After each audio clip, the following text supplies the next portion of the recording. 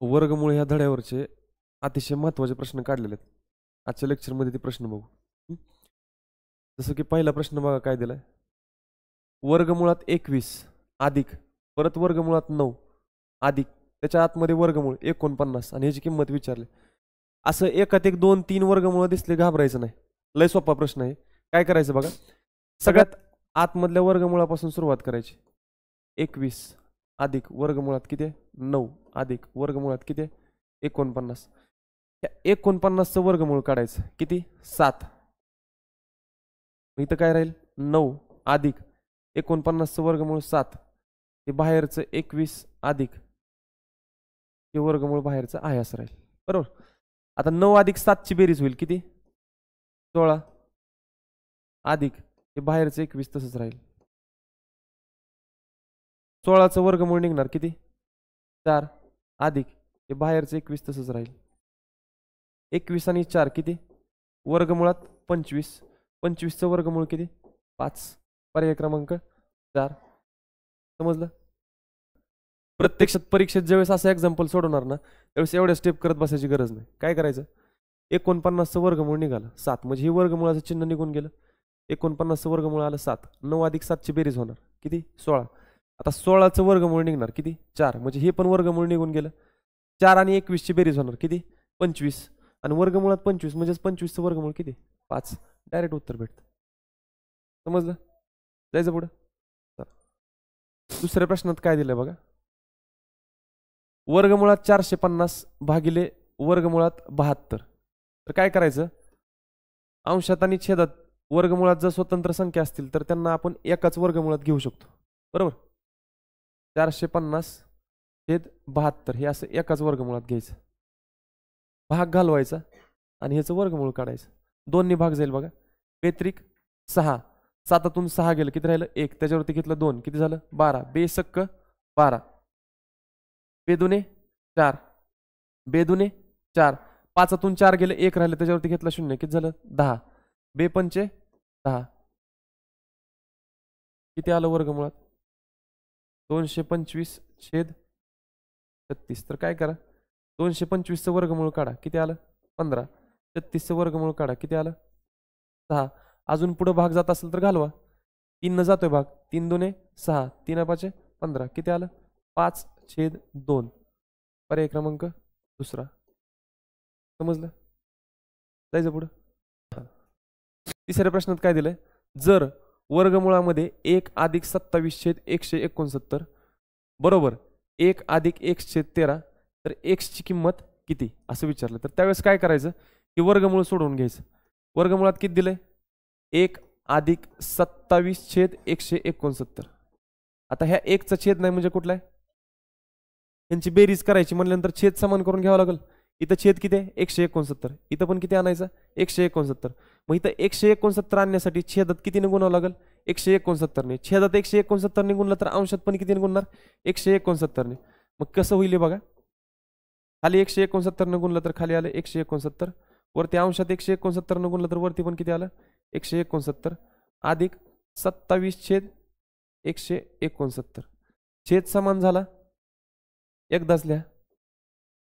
छेद समान झाल्यानंतर एकदाच लिहितो आपण आणि अंशांची काय करणार बेरीज करणार. अंशामध्ये कोण आहे 169 अधिक 27. 169 अधिक 27. 169 आणि 27 ची बेरीज किती झाली 196 छेद 169 ला 169 आहे असं राहील. 196चं वर्गमूळ किती 14. 169चं वर्गमूळ किती 13. परंतु आपल्याला x ची किंमत कशी मिळवायची बघा. 1 अधिक 1 छेद 13 तर x ची किंमत. आता ह्याला ह्या फॉर्मॅटमध्ये कन्वर्ट करायचं. कसं कन्वर्ट करायचं हा साधा अपूर्णांक आहे त्याला पूर्णांकयुक्त अपूर्णांकामध्ये करायचं कन्वर्ट. बघा साधा अपूर्णांक काय 14 छेद 13. 13 ने 14 ला भाग घालवा कितीच भाग बसेल 13 1 1 म्हणल्यावर मी किती लिहिणार 1. 13 1 13. 14 मधून 13 गेलं किती राहिलं 1. तर राहिलेली बाकी आहे ती कुठे लिहितो आपण अंशात आणि ज्यानं भागले ती संख्या आहे अशी छेदात. म्हणजे साध्या अपूर्णांकाचं आपण काय केलं पूर्णांकयुक्त अपूर्णांकात रूपांतर केलं. आणि 1.1/13 म्हणजेच काय असतं 1 अधिक 1/13 असतं. पूर्णांकयुक्त अपूर्णांकामध्ये या पूर्णांकामध्ये आणि ह्या अपूर्णांकामध्ये कुठलं चिन्ह असतं? अधिकचं चिन्ह असतं. 1.1/13 म्हणजेच काय असतं? 1 अधिक 1/13. बरोबर. एक्सच्या जागी कुठला अंक आला? एक्सच्या जागी 1 हा अंक येईल, पर्याय क्रमांक 3. समजलं? जायचं पुढं. चौथ्या प्रश्नामध्ये काय दिलं बघा, वर्गमुळामध्ये 26चा वर्ग वजा 10चा वर्ग. एकदम सोपा प्रश्न आहे बघा. आता तुमच्या लगेच लक्षात आलं असेल, पहिल्या पदाचा वर्ग वजा दुसऱ्या पदाचा वर्ग. आपल्याकडे आयडेंटिटी आहे कुठली? ए वर्ग वजा बी वर्ग असेल तर आपण काय करतो? एका कंसात ए अधिक बी आणि गुणिले दुसऱ्या कंसात ए वजा बी. सेम त्या पद्धतीनं. हा, 26चा वर्ग वजा 10चा वर्ग. 26 म्हणजे ए समजा, 10 म्हणजे काय समजा? बी. तर पहिल्या कंसात काय येईल? ए अधिक बी म्हणजे 26 अधिक 10 गुणिले दुसऱ्या कंसात काय येईल? ए वजा बी म्हणजे 26 वजा 10. 26 अधिक 10 किती? 36 गुणिले 26 वजा 10 किती? 16. 36चं वर्गमूळ किती? 6. 16चं वर्गमूळ किती? 4. 6 चौक किती आलं? 24. पर्याय क्रमांक 3. आलं लक्षात? जायचं पुढं. पाचव्या प्रश्नात काय दिलंय? जर वर्गमुळात 4096 बरोबर वर्गमुळात 8चा x तर x बरोबर किती? काय करायचं? वर्गमुळात 4096 बरोबर वर्गमुळात 8चा x दिला. दोन्ही बाजूला वर्गमूळ आहे, दोन्ही बाजूचा वर्ग करायचा. दोन्ही बाजूचा वर्ग केल्यानंतर वर्गमुळाचा वर्ग केल्यानंतर काय होतं? वर्गमूळ निघून जातं. बरोबर. ह्याचा वर्ग करा आणि ह्याचा पण काय करा? वर्ग करा. काय होईल? वर्गमूळ निघून जाईल म्हणजे 4096 येईल ह्या साईडला, पलीकडे काय येईल? 8चा x. म्हणजेच काय मिळवायचं आहे? 4096 हा 8चा कितवा घातांक आहे, म्हणजे 8 या संख्येचा किती वेळा गुणाकार केल्यानंतर 4096 येईल. मग 4096 चे काय करायचे? 8 नुसार किती अवयव पडतात ते बघायचं. प्रत्येक वेळी कितीने भागायचं? 8नेच भागायचं. हा, 8ने भागा. 8 पंचे 40. 40 मधून 40 गेलं, 0 वरनं घेतलं 9. 8 1 8. 9तून 8 गेलं, किती राहिलं? 1. 1 वरती घेतलं 6, किती झालं? 16. 8 दुने 16. परत 8ने भाग जाईल, घालवा. 8 सक्क 48. 51 मधून 48 गेलं, किती राहिलं? 3. 3 वरती घेतलं 2, किती झालं? 32. 8 चोक 32. बघा, 4096 मध्ये किती वेळा 8 आलं? 2दा 8 आलं. आणि इथं 64 आहे. 64 मध्ये 64 म्हणजे पण काय? 8चा वर्गच. म्हणजे ह्यात पण किती 8 आहेत? 2 8 आहेत. म्हणजे 8 8 हे 2 वेळा आणि ह्यातले 2 वेळा. बरोबर. 8चा x. 8चा किती वेळा गुणाकार करावा लागतोय 4096 येण्यासाठी?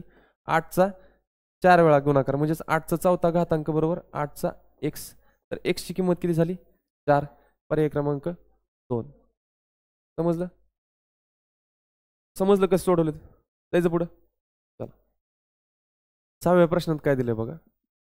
वर्गमुळात 7.1 च्या डोक्यावरती टिंब आहे बरोबर किती? दशांश अपूर्णांक आहे हा. कसला दशांश अपूर्णांक? अखंडित आहे. अखंडित म्हणजे 1 च्या डोक्यावरती टिंब आहे म्हणजे 1 1 1 1 येत राहणार आहे. अखंडित आवर्ती दशांश अपूर्णांक आहे आणि ह्याचं वर्गमूळ काढायला सांगितलं. आता असं असल्यानंतर नेमकं वर्गमूळ किती येणार ह्याची एक आयडिया आहे बघा. घाबरून जायचं नाही, सोपी ट्रिक सांगतो तुम्हाला. 7.1 च्या डोक्यावरती टिंब दिलाय म्हणजे 1 ही काय आवर्ती आहे, 1 ची काय होणार आहे? पुन्हा पुन्हा आवृत्ती होणार आहे. ह्यातला पॉईंट बाजूला काढायचं, ही टिंब वगैरे सगळं बाजूला काढायचं. किती आलं मला सांगा? 71 आलं. 71 मधून अलीकडची संख्या पॉईंटच्या अलीकडची म्हणजे दशांश चिन्हाच्या अलीकडची संख्या किती आहे? 7. 71 मधून 7 वजा करायचं, किती आलं? 64. नीट लक्ष द्या मी काय म्हणतो ते. काय केलं आपण? पॉईंट वगैरे हे आवर्ती चिन्ह वगैरे सगळं काढलं, राहिलं काय? 71. 71 मधून दशांश चिन्हाच्या अलीकडची संख्या म्हणजे 7 वजा करायचं, किती आलं? 64. आणि पॉईंटच्या पुढे किती अंकी संख्या रिपीट होते? 1. ही एकच अंकी संख्या रिपीट होते. मग 1 अंकी संख्या रिपीट होते म्हणून ह्याच्या खाली एकदा 9 लिहायचं. जर 2 अंकी संख्या रिपीट होत असेल तर काय लिहिलं असतं? 99 लिहिलं असतं. किती अंकी संख्या रिपीट होते? 1 अंकी, म्हणून एकदा 9 लिहायचं आणि ह्याचं वर्गमूळ काढायचं. 64चं वर्गमूळ किती 8, 9चं वर्गमूळ किती 3, किती आलं उत्तर 8/3, पर्याय क्रमांक 4. परत एकदा रिपीट करतो. असं जर अखंडित आणि आवर्ती जर दशांश अपूर्णांक दिला असेल आणि त्याचं जर वर्गमूळ काढायला लावलं तर काय करायचं, दशांश चिन्ह वगैरे सगळं बाजूला काढायचं, फक्त संख्या उचलायची. किती आहे 71. 71 मधून दशांश चिन्हाच्या अलीकडची संख्या किती आहे 7 वजा करायचं. 71 मधून 7 गेले किती राहिलं 64. दशांश चिन्हाच्या पुढं जे आवर्ती संख्या आहे म्हणजे पुन्हा पुन्हा आवृत्ती होणारी संख्या आहे ती किती अंकी आहे बघायची. किती अंकी आहे 1 अंकी. तर ह्याच्या खाली एकदा 9 लिहायचं. 64च्या खाली काय लिहिलं 9 आणि ह्याचं वर्गमूळ काढायचं. 64चं वर्गमूळ 8, 9चं वर्गमूळ 3. संपलं. समजलं. जायचं पुढं. 7व्या प्रश्नामध्ये काय दिलं बघा, एकाधिक वर्गमूळ दिलं 4 आणि ह्याचं उत्तर किती येईल म्हणून विचारलं. तर आपण कुठून सुरुवात करणार, सगळ्यात आतमधल्या वर्गमूळापासून सुरुवात करणार. बरोबर. 16चं वर्गमूळ किती 4, त्याचं वर्गमूळ निघून गेलं. आता 12 अधिक 4 ची बेरीज होणार किती 16. परत ह्या 16चं वर्गमूळ किती 4, ह्याचं वर्गमूळ निघून गेलं किती आलं 4. परत ह्या 12ची ह्या 4 ची बेरीज होणार किती आली 16. परत ह्या 16चं वर्गमूळ किती 4, परत ह्या 12ची ह्या 4 ची बेरीज होणार किती 16 आणि ह्या 16चं वर्गमूळ किती 4. म्हणजे उत्तर किती येते पर्याय क्रमांक 2. समजलं. जायचं पुढं. 8व्या प्रश्नामध्ये कसं दिलं बघा, एकाधिक 3 वर्गमूळ दिले आणि ह्याचं उत्तर विचारलं. काय करायचं सगळ्यात आतमधल्या वर्गमूळापासून सुरुवात करायची. 729चं वर्गमूळ किती 27. 196 मधून 27 वजा करा, कारण हे जो वर्गमूळ निघालंय 729चं वर्गमूळ 27. 196 मधून 27 वजा करा. 196 मधून 27 गेल्यानंतर येतं 169. 169चं वर्गमूळ किती 13. आता 49 मधून 13 वजा करा, किती आलं 36 आणि 36चं वर्गमूळ किती 6, पर्याय क्रमांक 3. समजलं. परत एकदा रिपीट करतो बघा. सगळ्यात आतमधल्या वर्गमूळापासून सुरुवात करायची. 729चं वर्गमूळ निघतंय किती 27. 27 196 मधून वजा करा, किती आलं 169. 169चं वर्गमूळ काढा, किती आलं 13. आता 13 49 मधून वजा करायचं, किती आलं 36 आणि 36चं वर्गमूळ किती येते 6. समजलं. जायचं पुढं. 9व्या प्रश्नात काय दिलंय बघा, वर्गमुळात 5.4च्या डोक्यावरती टिंब म्हणजे अखंडित आवर्ती दशांश अपूर्णांक दिलाय भागिले 2.7. आपण काय आवर्ती अखंडित दशांश अपूर्णांक, अखंडित आवर्ती दशांश अपूर्णांक आहे. दोन्ही अखंडित आणि आवर्ती दशांश अपूर्णांक आहेत. 54 भागिले 27 ह्याचं उत्तर 2 येत आहे असं म्हणायचं नाही. कारण मला सांगा, त्याला जरी तुम्ही 27 ने भागलं उत्तर जरी 2 आलं तर 2चं वर्गमूळ काय 2 येणार का नाही. त्याला एक सोडवायची पद्धत आहे. काय करायचं, मगाशीच्या सारखं त्यातला पॉईंट वगैरे सगळं काढा, किती आलं 54. 54 मधून पॉईंटच्या अलीकडची संख्या किती आहे 5 वजा करायची, किती आलं 49. छेद पॉईंटच्या पुढे जी रिपीट होणारी संख्या आवर्ती येणारी जी संख्या, ज्या संख्येची पुन्हा पुन्हा आवृत्ती होणार आहे ती संख्या किती अंकी 1 अंकी. एकदा 9 ह्याच्या खाली लिहायचं. 1 अंकी संख्या असेल तर 9 किती वेळा लिहायचं एकदा. भागिलेला भागिले चिन्ह. ह्यातलं पण पॉईंट वगैरे सगळं काढा, किती राहिलं 27. 27 मधून पॉईंटच्या अलीकडची संख्या किती आहे 2 वजा करायचं. 27 मधून 2 गेले, किती आलं 25. छेद पॉईंटच्या पुढं पुन्हा पुन्हा आवृत्ती होणारी संख्या किती अंकी 1 अंकी, म्हणून एकदा 9 घ्यायचं. समजलं. अखंडित आवर्ती दशांश अपूर्णांकाचं रूपांतर आपण कशामध्ये केलं साध्या अपूर्णांकामध्ये केलं. आता तुम्हाला सोडवायला सोपं जातं. आता काय करायचं बघा,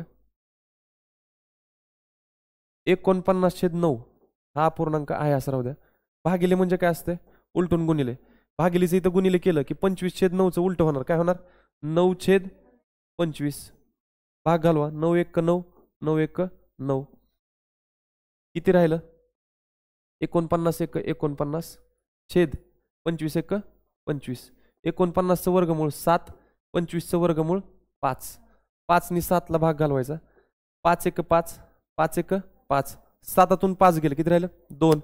इथं घेतला पॉईंट 2 वरती घेतला 0, किती झालं 20. 5 चोक 20. किती आलं उत्तर 1.4, पर्याय क्रमांक 1. समजलं. जायचं पुढं. 10व्या प्रश्नामध्ये काय दिले बघा, इथं पण वर्गमुळामध्ये 2 अखंडित आवर्ती दशांश अपूर्णांकाचा गुणाकार दिलाय. अगोदर ह्यांना काय करा, अखंडित आवर्तीमधून साध्या अपूर्णांकामध्ये रूपांतरित करायचं. मग साध्या अपूर्णांकामध्ये रूपांतरित करायचं म्हणल्यानंतर काय करायचं, यातला पॉईंट वगैरे सगळं बाजूला काढा. किती आलं 71. 71 मधून पॉईंटच्या अलीकडची संख्या वजा करायची. पॉईंटच्या अलीकडे किती आहे 7. 71 मधून 7 गेले, किती राहिलं 64 छेद पॉईंटच्या पुढं पुन्हा पुन्हा आवृत्ती होणारी संख्या किती अंकी, 1 अंकी. तर 1 10 तर 9 लिहायचं, बरोबर. गुणिलेला गुणिले आहे असं, त्याचं पण रूपांतर करा. ह्यातला पॉईंट वगैरे सगळं बाजूला काढा. किती आलं 17. 17 मधून पॉईंटच्या अलीकडची जी संख्या आहे ती वजा करायची. पॉईंटच्या अलीकडे किती आहे 1. 17 मधून 1 गेलं, किती राहिलं 16 छेद पॉईंटच्या पुढं पुनरावृत्ती होणारी संख्या किती अंकी, 1 अंकी. तर 1 10 9 घ्यायचं, समजलं.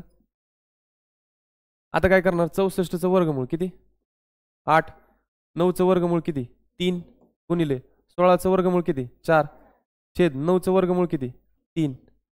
8 चोक 32. अंशाचा गुणाकार करा आणि छेदाचा गुणाकार. 3 त्रिक 9. 9 ने 32 ला भाग घालवायचा. 9 1 9 9 त्रिक 27. 32 मधून 27 गेलं, किती राहिलं 5. इथं घेतला पॉईंट, 5 वरती घेतला 0, किती झालं 50. 9 5 45. 50 मधून 45 गेलं, किती राहिलं 5. परत 5 वरती 0 घेतला, 50 झालं. 9 5 45. परत 50 मधून 45 गेलं, किती राहिलं 5. परत 5 वरती 0 घेणार, 9 5 45. हे असं चालूच राहणार आहे. म्हणजेच काय होते बघा, 3.5 ची आवृत्ती होते म्हणून 5च्या डोक्यावरती काय देणार टिंब. पर्याय क्रमांक 3 हे उत्तर. समजलं.